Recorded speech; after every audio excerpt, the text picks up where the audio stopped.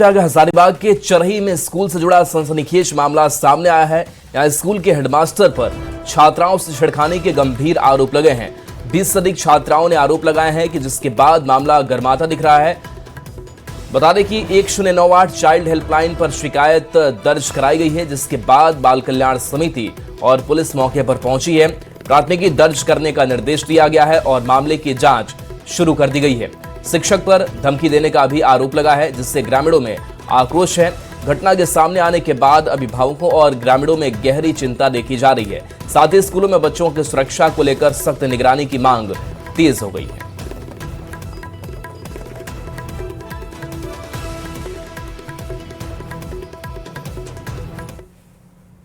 उस स्कूल में विजिट की, वो स्थानीय लोगों से बातचीत की, तो मुझे लगा था कोई भी ऐसी 2 लड़की हैं जिनके साथ ऐसा हुआ है, क्योंकि CWC में सिर्फ 2 लड़की आई थी स्टार्टिंग में, जिन्होंने हेल्पलाइन नंबर में कॉल किया था। तो जब मैं वहाँ पे लड़कियों से बात करी सर, तो मुझे ये ताजुब हुआ कि तमाम बच्चियाँ, कम से कम 18 से 20 बच्चियाँ हैं, उम्र है 8 से 10 साल, 12 से 13 साल, इससे ज़्यादा बड़ी नहीं है। सब लोग मुझसे लिपट के रो के कहने लगी कि हमारे प्राइवेट पार्ट को छूता था। तो आज जब मैंने उनको हौसला दिया तो उन्होंने बोला कि ठीक है, अब हम बोलेंगे, लड़ेंगे। तो जब हमारी बातचीत हुई तो उससे ये हमें समझ में आया है कि बच्चों के साथ यौन अपराध हुआ है और FIR दर्ज करने के लिए कहा गया है। जैसे ही FIR दर्ज हो जाती है, फिर आगे हम और कार्रवाई अपने CWC की ओर से करेंगे, जहां बच्चों के लिए हम रिहेबिलिटेशन का काम करते हैं और बच्चियों को आगे हम देखेंगे। चाईबासा के सारंडा में सुरक्षा बलों और नक्सलियों के बीच मुठभेड़ जारी है। इस मुठभेड़ में एक और जवान के घायल होने की खबर है और इसी के साथ मुठभेड़ में अब तक कुल 5 जवान घायल हो गए हैं। SP अमित रेणु ने इस खबर को लेकर पुष्टि की है। 4 जवानों को पहले इलाज के लिए रांची के राज अस्पताल एयरलिफ्ट करके भेजा गया था, वहीं एक और जवान को बाद में इलाज के लिए भेजा गया। अभी 5 घायलों की हालत स्थिर बताई जा रही है। SP के मुताबिक भाकपा माओवादी मिसिर बेसरा के दस्ते के साथ मुठभेड़ चल रही है। पूरे इलाके में सुरक्षा बलों का ऑपरेशन जारी है और अब भी रुक रुक कर फायरिंग हो रही है।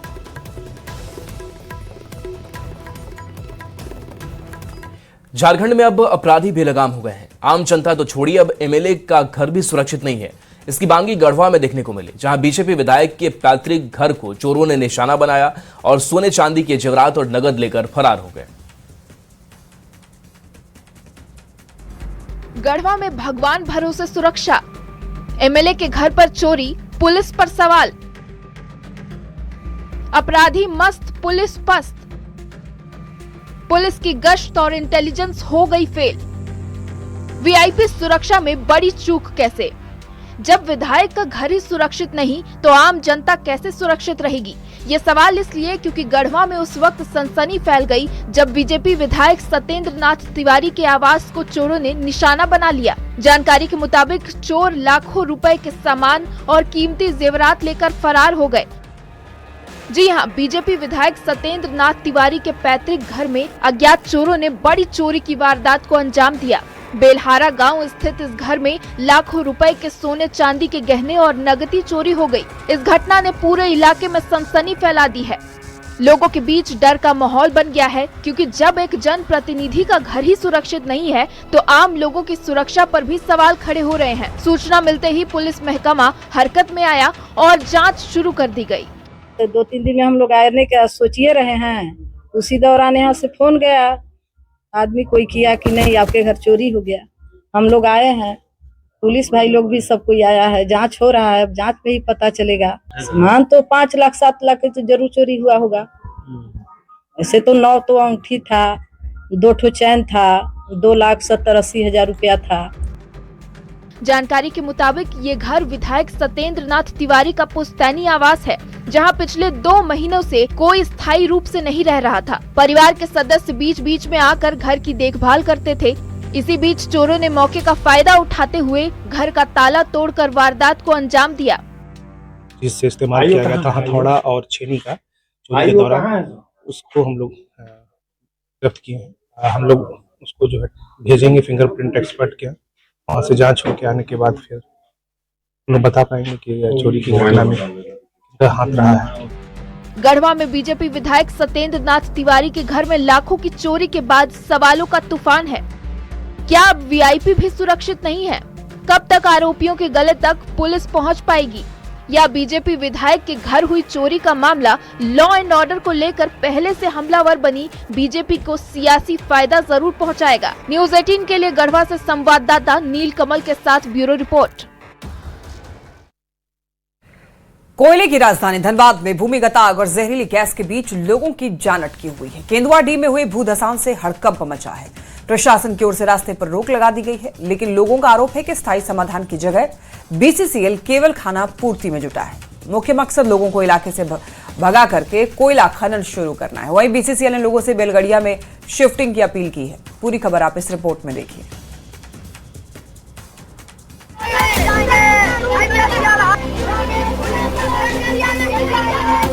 धनबाद कोयलांचल की राजधानी, कोयले के खान से भरपूर धनबाद में जमीन के नीचे आग धधक रही है। आए दिन हो रही भूधसान और गैस रिसाव से लोगों की जान आफत में है।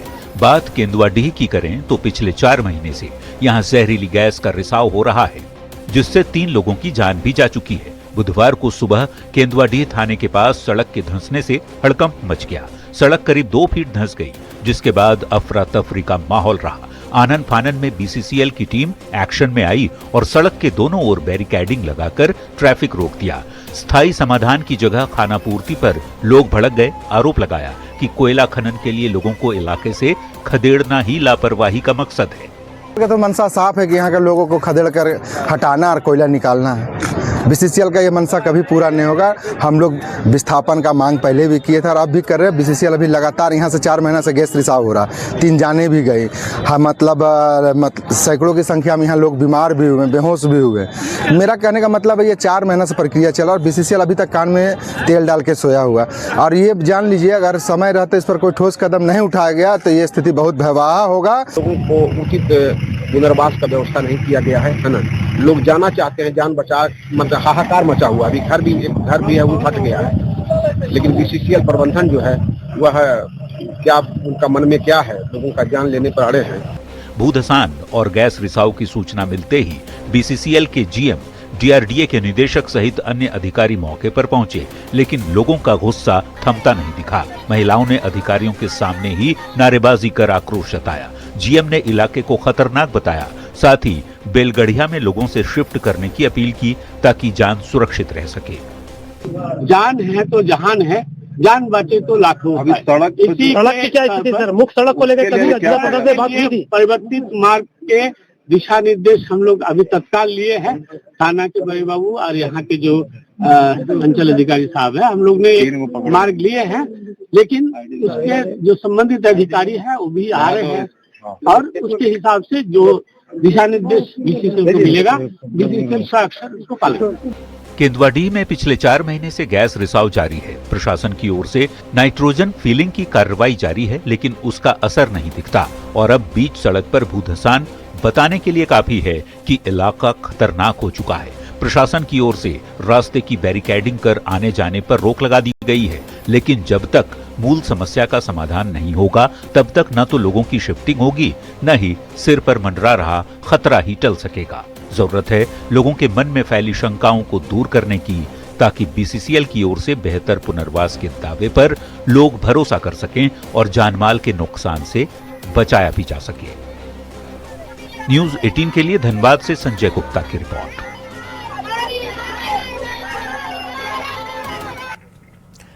राज्य से बड़ी खबर, लालपुर थाना क्षेत्र में महिला डेंटिस्ट से दुष्कर्म मामले में बड़ी कार्रवाई की गई है।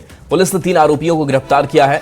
आरोपी दानिश, फहद मल्लिक और ओली विश्वकर्मा को गिरफ्तार किया गया है। वहीं इस पार्टी का ऑर्गेनाइजर और ओली का बॉयफ्रेंड शादाब अभी फरार है, जिसकी तलाश पुलिस कर रही है।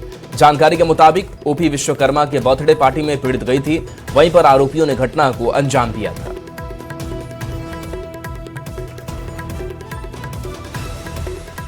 तो ये पाया कि जो मेन एक्यूज और उनके जो साथी हैं वो रांची से भागने की कोशिश कर रहे हैं और उनको इंटरसेप्ट करके बंगाल से उनको गिरफ्तार किया गया। 3 व्यक्तियों को गिरफ्तार करके पुलिस के द्वारा उनको जेल भेजा जा रहा है, जिसमें जो मुख्य अभियुक्त हैं मोहम्मद दानिश जो हिंदपीढ़ी के रहने वाले हैं, मोहम्मद फहद मलिक जो लोअर बाजार थाना क्षेत्र अंतर्गत रहने वाले हैं, और तीसरी जो ओली विश्वकर्मा जो उनकी जो बेस्ट फ्रेंड है जो विक्टिम की, उनको भी गिरफ्तार करके पुलिस के द्वारा न्यायिक अभिरक्षा में भेजा जा रहा है।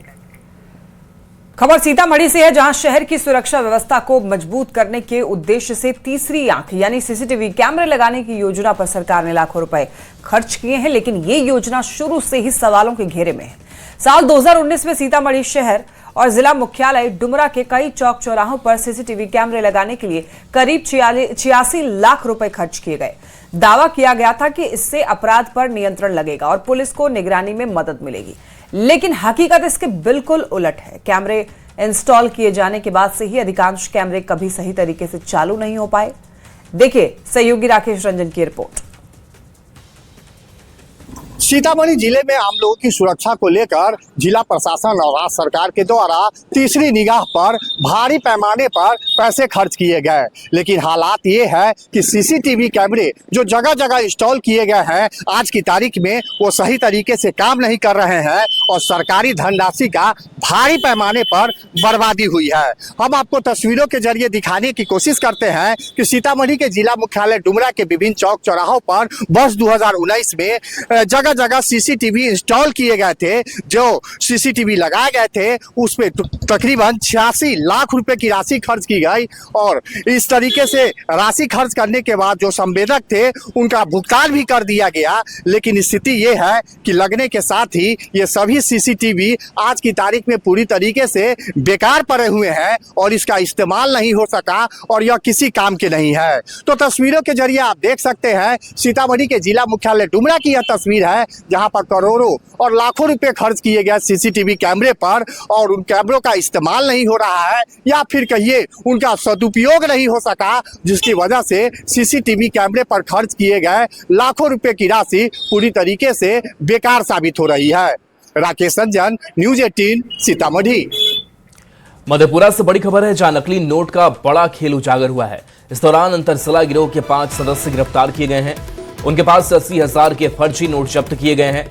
मामले का खुलासा उस वक्त हुआ जब 14 अप्रैल को पुरैनी थाना क्षेत्र के भटौनी गांव में 2 युवक नकली 200 रुपए के नोट से सामान खरीदने की कोशिश कर रहे थे। नोट की बनावट पर शक होने पर ग्रामीणों ने दोनों को पकड़ लिया और पुलिस को सूचना दी। यही सतर्कता इस बड़े गिरोह के खुलासे की वजह बन गई। मौके पर पहुंची पुलिस ने दोनों युवकों की तलाश ली तो उनके पास से 200 रुपए के 23 नकली नोट, 2 मोबाइल और एक बाइक बरामद हुई।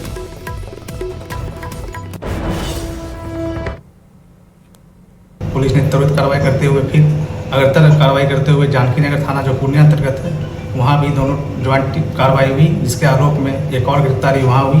उसके बाद फिर मुरलीगंज अंतर्गत फिर और 2 गिरफ्तारी हुई। आजकल प्यार की राह में दीवारें नहीं टावर आड़े आ रहे हैं। भोजपुर में एक नाबालिग युवती ने प्रेमी से शादी की जिद में 200 फीट ऊंचे मोबाइल टावर पर चढ़कर नया रिकॉर्ड बना दिया है। वहीं सिवान में 2 नाबालिग लड़कियां साथ साथ टावर पर चढ़ गई हैं। पूरा मामला क्या है देखिए।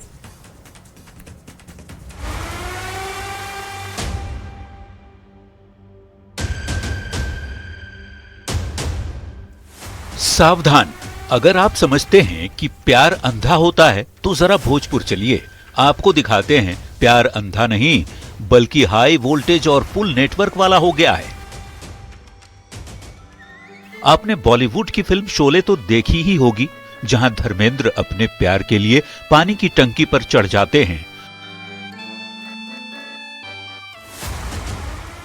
और यहां देखिए हमारी आज की बसंती, जिनके घर वाले शादी के लिए नहीं मान रहे थे तो मोहतरमा सीधे 200 फीट ऊंचे टावर पर जा बैठी।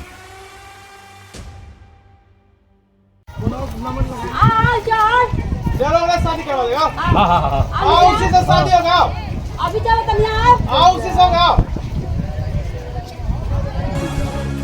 नीचे पुलिस मिन्नतें कर रही है, गांव वाले तमाशा देख रहे हैं, लेकिन ऊपर से मैडम जी का अल्टीमेटम साफ है, नीचे तभी आऊंगी जब पिया के घर जाऊंगी। लगता है आजकल के प्रेमियों को अपनी अर्जी पहुंचाने के लिए टावर ही सबसे शॉर्टकट रास्ता है।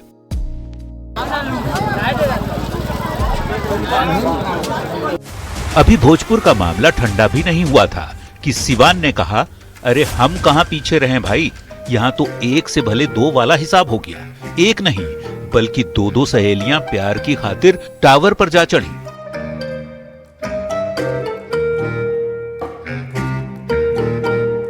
तस्वीरें देखकर लग रहा है कि बिहार में अब प्रेमी प्रेमिकाओं ने डेटिंग ऐप छोड़कर नेटवर्क टावर को ही अपना नया ठिकाना बना लिया। शायद इन्हें लगता है कि जमीन पर तो कोई सुन नहीं रहा, कम से कम टावर पर चढ़कर 5G की स्पीड से इनकी पुकार सीधे दूल्हे जी के दिल तक पहुंच जाएगी। बेचारे पुलिस वाले जिन्हें अपराधियों को पकड़ना था, वो अब लव काउंसलर बनकर टावर के नीचे माइक लेकर चिल्ला रहे हैं, नीचे आ जाओ बेटी, शादी करा देंगे। शादी करवा देगा। आओ उसी से शादी होगा। अभी चलो तुम आओ उसी से होगा।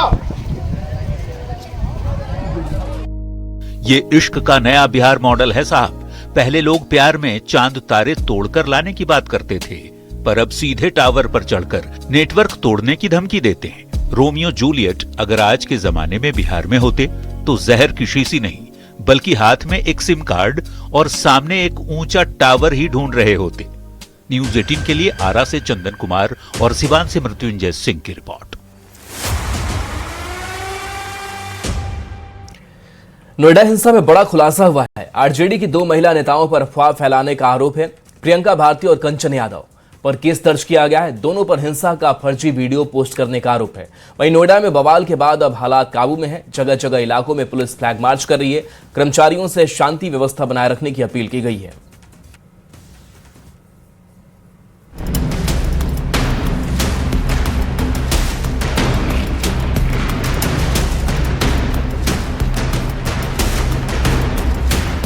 नोएडा में बवाल के बाद अब हालात काबू में हैं। जगह जगह पुलिस इलाकों में फ्लैग मार्च कर रही है।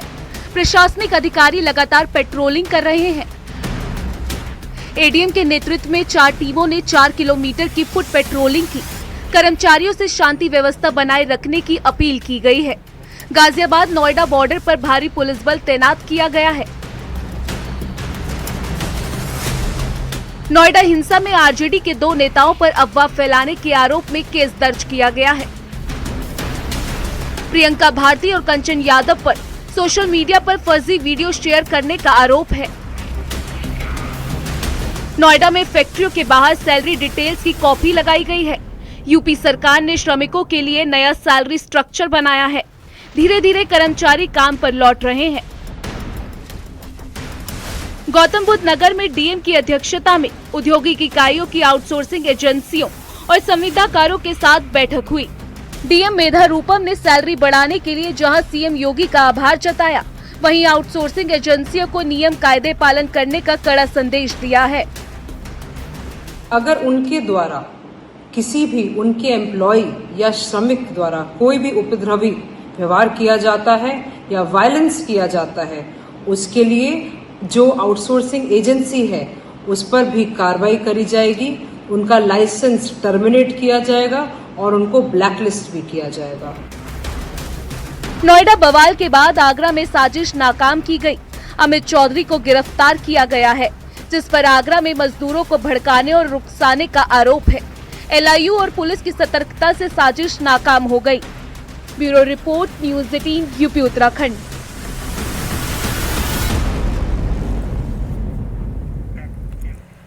महाराष्ट्र के अमरावती से एक दिल दहला देने वाला सेक्स स्कैंडल सामने आया है।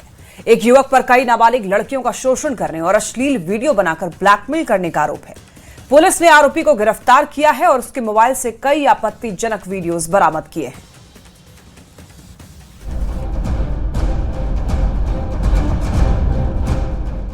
महाराष्ट्र के अमरावती से आई इस खबर ने हड़कंप मचा दिया है। अयान अहमद तनवीर नाम के इस लड़के पर आरोप है कि इसने न सिर्फ कई लड़कियों को अपने जाल में फंसाया और उनके अश्लील वीडियो भी वायरल किए। पुलिस ने फिलहाल आरोपी को गिरफ्तार कर लिया है। टोटल 8 विक्टिम जो है हमने आइडेंटिफाई किया है एंड उनके फैमिली से गोपनीय तरीके से हम संपर्क करने की कोशिश कर रहे हैं। तो जैसे जैसे विक्टिम्स या उनके फैमिली मेंबर सामने आएंगे तो उनका स्टेटमेंट हम लेके आगे इन्वेस्टिगेशन करेंगे। जानकारी के मुताबिक आरोपी अश्लील फोटो और वीडियो के जरिए लड़कियों को ब्लैकमेल करता था। ये सभी लड़कियां अमरावती, नागपुर और आसपास के इलाकों की बताई जा रही हैं। छोटे बच्ची यानी महिला, उनके फोटोज और वीडियोस जो ऑब्जेक्शनेबल फोटोज एंड वीडियोस जो वायरल हो रहे हैं, उस केस में कल रात को पुलिस ने सो मोटो एफआईआर रजिस्टर किया है under sections of POCSO act and IT act. Amravati sex scandal को लेकर प्रशासन बेहद गंभीर है। खबर है कि इस मामले में आरोपी के घर पर बुलडोजर एक्शन किया गया है। अमरावती जिले के परतवाड़ा में अयान अहमद नाम के एक लड़के ने 20 साल के लड़के ने कई लड़कियों के साथ यौन शोषण का मामला जो है सामने आया है। यौन शोषण करने के बाद में उसने लड़कियों की तस्वीरें ली और वो वीडियो जो है सोशल मीडिया पे अपलोड की है। इस मामले को लेकर पूरे ज़िले में हड़कंप मचा हुआ है। इसके बाद में अयान अहमद समेत 6 लोगों को गिरफ्तार कर लिया गया है। अयान अहमद का ये घर जो है ये 2 मंजिला घर है अयान अहमद का। ये अचलपुर नगर परिषद में जो है इन्हें नोटिस दी हुई है। आज नोटिस देने के बाद में अयान अहमद का घर जो है आप देख सकते हैं ये अयान अहमद के 2 मंजिला इमारत घर के ऊपर जाने वाली जो सीढ़ियाँ है वो सीढ़ियाँ जो है आज नगर परिषद ने पूरी तरीके से बुलडोजर कार्रवाई करके यहाँ गिराई हुई है। आरोपी के मोबाइल से कई अश्लील फोटो और वीडियो बरामद हुए हैं। यही वजह है कि इस मामले में महाराष्ट्र बीजेपी एक्टिव हो गई है। अमरावती में जो लवजिहाद फैला है उसका ही एक दृश्य स्वरूप है। अयान नाम के लड़के ने एक नहीं तो अनेक लड़कियों के साथ में अश्लील वीडियो किए हैं, वायरल किए हैं, बेचे हैं, वो लड़कियों की ज़िंदगी बर्बाद की है। इसलिए पुलिस ने सुमोटो उसमें एक्शन लेनी चाहिए। अमरावती सेक्स स्कैंडल में अयान मोहम्मद और उनके आधा दर्जन साथियों ने मैंने मुख्यमंत्री देवेंद्र फडणवीस जी से प्रार्थना की है कि इसके ऊपर तुरंत SIT गठित करनी चाहिए। यही नहीं, बीजेपी की नवनीत राणा ने आरोपी के डायरेक्ट एनकाउंटर की मांग की है। एक बहुत ही शर्मनाक जो वीडियोस विजुअल बाहर आए हैं उसके ऊपर है कि आज उस व्यक्ति को पकड़ा भी गया है, उस व्यक्ति का घर भी गिराया जा रहा है। पर मेरी मांग इतनी रहेगी कि योगी बाबा आंग में आना चाहिए पुलिस वालों के, और कोई सुनवाई नहीं, कोई तारीख नहीं, कोई घर नहीं, कोई व्यक्ति नहीं, सीधा एनकाउंटर उस व्यक्ति के साथ होना चाहिए। उधर इस मामले में ओवैसी की पार्टी AIMIM का रिएक्शन भी आया है। पार्टी का दावा है कि आरोपी अयान से पार्टी का कोई लेना देना नहीं है। नगर परिषद अचलपुर के इलेक्शन के दरमियान में उसको सोशल मीडिया संभालने के लिए हमारे वहां के तालुका अध्यक्ष शेख आदिल साहब ने उसको मीडिया प्रभारी बनाए थे। कोई सोशल एक्टिविटीज नहीं किया, इसलिए मतदान के फौरन बाद उसको पार्टी से निष्कासित कर दी गई थी। उसको लेटर दे दिया गया था और उसका पार्टी से कोई संबंध नहीं था। अमरावती का ये सनसनीखेज सेक्स स्कैंडल अब सिर्फ एक आपराधिक मामला नहीं बल्कि सियासी संग्राम का कारण भी बन चुका है। एक तरफ पुलिस नेटवर्क की तह तक जाने में जुटी है तो दूसरी तरफ राजनीतिक दल अपने अपने तरीके से बयानबाजी कर रहे हैं। सबसे बड़ा सवाल यही है कि आखिर इस पूरे रैकेट में और कौन कौन शामिल है और कब तक पीड़ितों को इंसाफ मिलेगा। फिलहाल निगाहें पुलिस जांच पर टिकी हैं, जो इस पूरे मामले के और बड़े खुलासे कर सकती है।